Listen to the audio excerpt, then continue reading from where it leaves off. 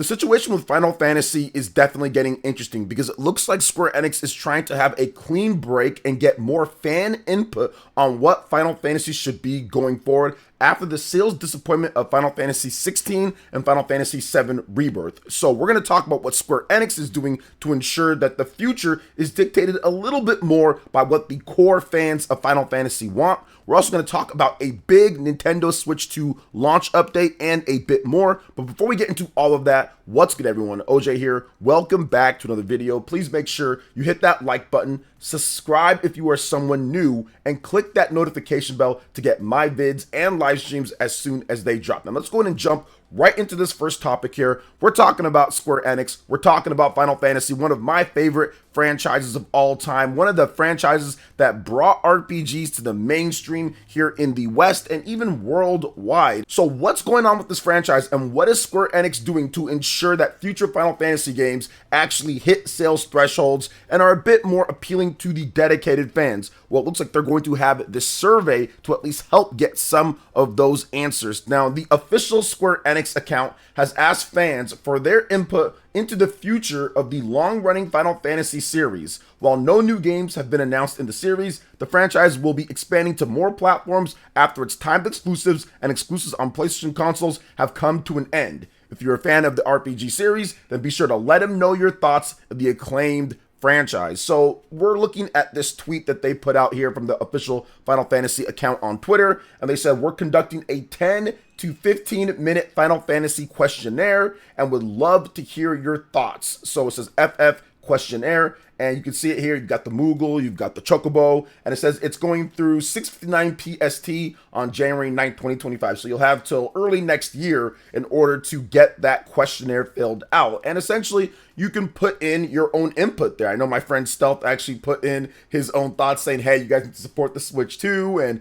go back to turn-based and all of that. And I think that those are all good suggestions. I think that there are a multitude of ways to fix the situation with Final Fantasy. The games are actually good. If you look at Final Fantasy 16, it's got great reviews. If you look at Final Fantasy 7 Rebirth, that's got incredible reviews and was nominated for Game of the Year at many places, including the Game Awards. I think that the games are solid, but the problem is that they're making Final Fantasy games for people who necessarily don't love Final Fantasy, or the people that they feel will like something like this in the modern age. They're kind of going away from what made Final Fantasy great in the first place, like turn-based combat, and embracing more action. And I think that what they've done in the process is that they've actually alienated some of the most core fans, because I don't think the core fans of Final Fantasy ever said that they wanted to go away from turn-based gameplay. We've had ATV turn-based gameplay, and those games have sold incredibly well. There was no defining moment where the turn-based combat for a good Final Fantasy game was terrible, or that people said, oh my gosh, I don't like this anymore. They just did it overall. So I think that going back to that,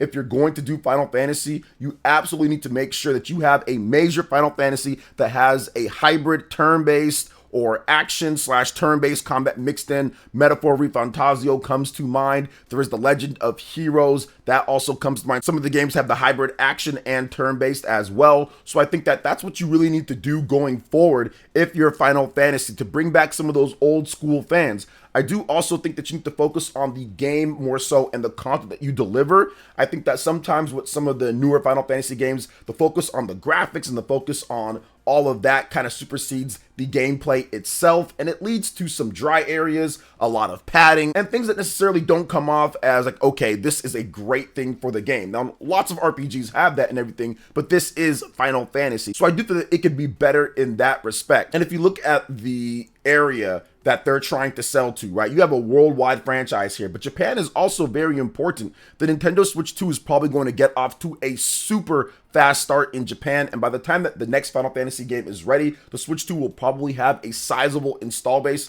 They have to make sure that they have something when it comes to major new Final Fantasy on a platform that not only can be played at home, but also can be played on the go. That's just super important for people in Japan and many people worldwide. So having a Switch 2 Final Fantasy or having something and making sure that you take advantage of that is absolutely important, because while yes, they did support the Nintendo Switch, the Nintendo Switch didn't get any brand new major Final Fantasy games. It was all older games, remastered or brought back, or spin-offs, which is cool, don't get me wrong. This is the most Final Fantasy that Nintendo fans have ever gotten in the history of Final Fantasy.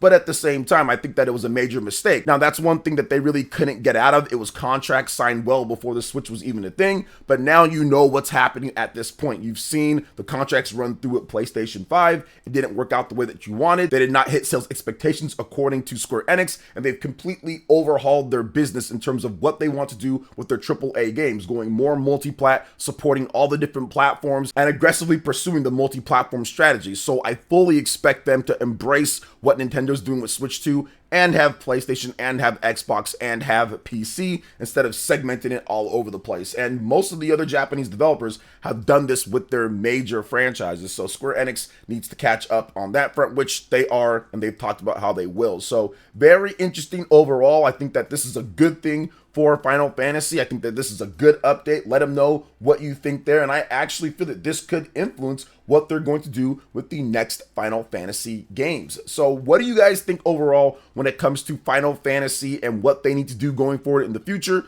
Let me know in the comment section below. Now we're going to get into a big launch update, announcement update for the Nintendo Switch 2. So apparently January 8th might be the day that we all need to kind of count down towards, because there is a leaker that says that is the day that we should be looking at. So over on Reddit, and shout outs to Pori Leaks for this one, says Chinese Weibo leaker who leaked the whole June Direct has started a mysterious countdown to January 8th, which could be the announcement date for Switch 2. So apparently this dude's been counting down using a certain sequence numbers since December 21st. Based on the pattern, the countdown will end on January 8th. The leaker previously claimed that the Switch 2 could be revealed in January, so this might be a hint at its announcement date.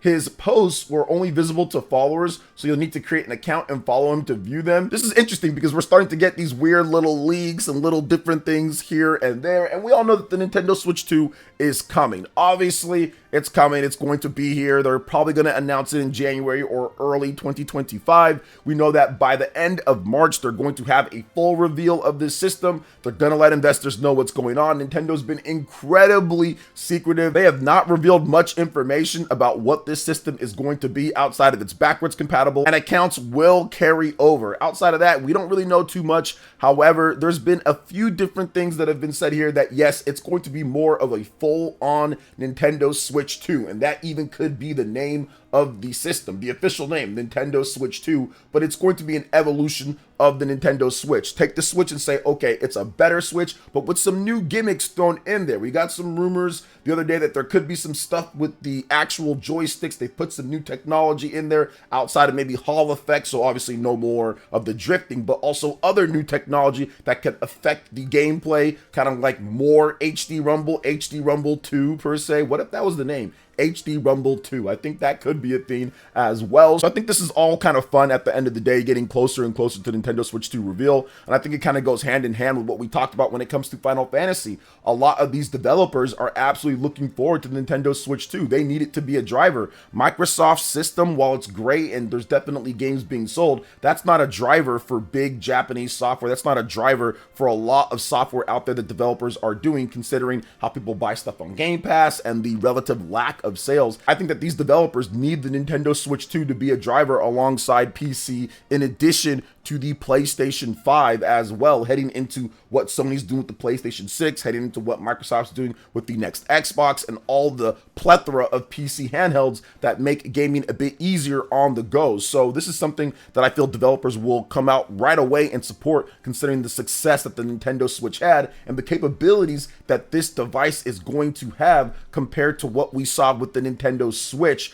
in comparison to other platforms at the time that it released. I think that this system is going to be quite a bit more capable and more closer to what we have now than what we had with the Nintendo Switch. So I'm very excited to see how developers take advantage of the system, and of course just having something new when it comes to Nintendo. It's been since 2017 and definitely getting a little bit long in the tooth. It's time to get something new. It's time to see what they can do with some more capable hardware, with upgrades across the RAM, memory bandwidth, and just the system itself, CPU, everything should be significantly better with this device. So I'm looking forward to seeing how Nintendo takes advantage of it, and of course how third-party developers put different games on there. I'm starting to get a few other leaks too from apparently some developers saying that there's going to be a lot of Switch 2 AAA games. Get ready to be able to play those, and that it's more capable than you think. So I think that the cracks are starting to show here at this point, and it's ready to just bust open when it comes to January 2025. So of course that's going to be exciting, and I'll be covering it every step of the way. But what do you guys think overall about the supposed January 8th countdown or presentation?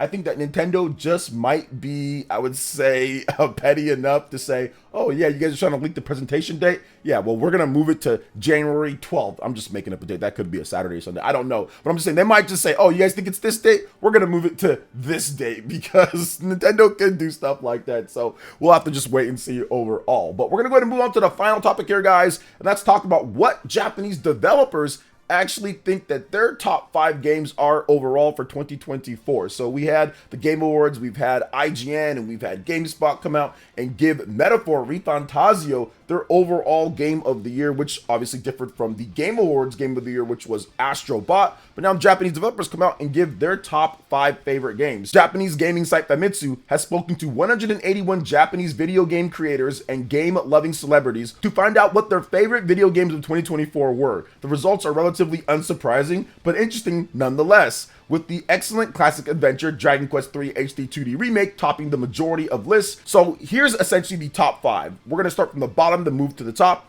At number 5 is Black Myth Wukong. At number 4, Final Fantasy VII Rebirth. At number 3, Metaphor Refantasio. At number 2, Astrobot, and at number 1, Dragon Quest III HD 2D Remake, which once again is unsurprising considering Dragon Quest III HD 2D Remake launched on November 14th in Japan, and it's already the best-selling game in Japan for 2024, and it launched at the very end of the year. That's how much people love Dragon Quest in Japan. It's just huge. Astrobot getting the number 2 spot over Metaphor Refantasio is a little bit interesting, but at the same time, it's good to see a platformer, a big 3D platformer, get some shine up with the big RPGs out there, because all these games essentially are more of a take on a big RPG or a style of RPG, whether it's turn-based or hybrid or action RPG or like Black Myth action adventure game with RPG elements. So to see Astrobot kind of get in there, break through the mold there is pretty cool. Metaphor Refantasio, one of my favorite games of 2024, one of my favorite games of all time, and probably my top game for this year. It's great to see that as well. FF Rebirth came out very early in the year, but it's still a great game. So great list overall. Dragon Quest reigns supreme in Japan like always,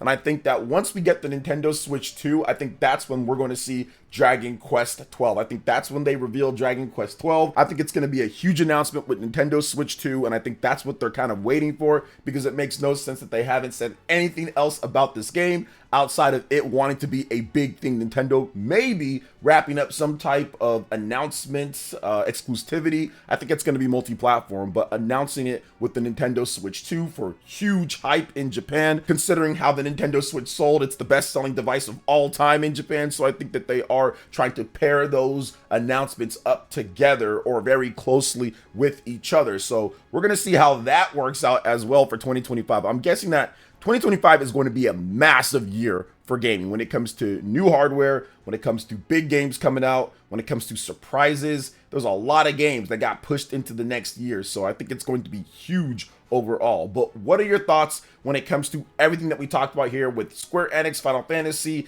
the Nintendo Switch 2, and of course Japanese developers' favorite games of 2024? Let me know in the comment section below. All right, guys, that wraps it up for this video here. Thank you so much for watching. I do appreciate it. Please make sure you hit that like button, subscribe if you're someone new, click that notification bell, and check out my other Nintendo Switch RPG videos and more right here on screen. Thanks for watching, and we'll catch you guys for the next one. Peace.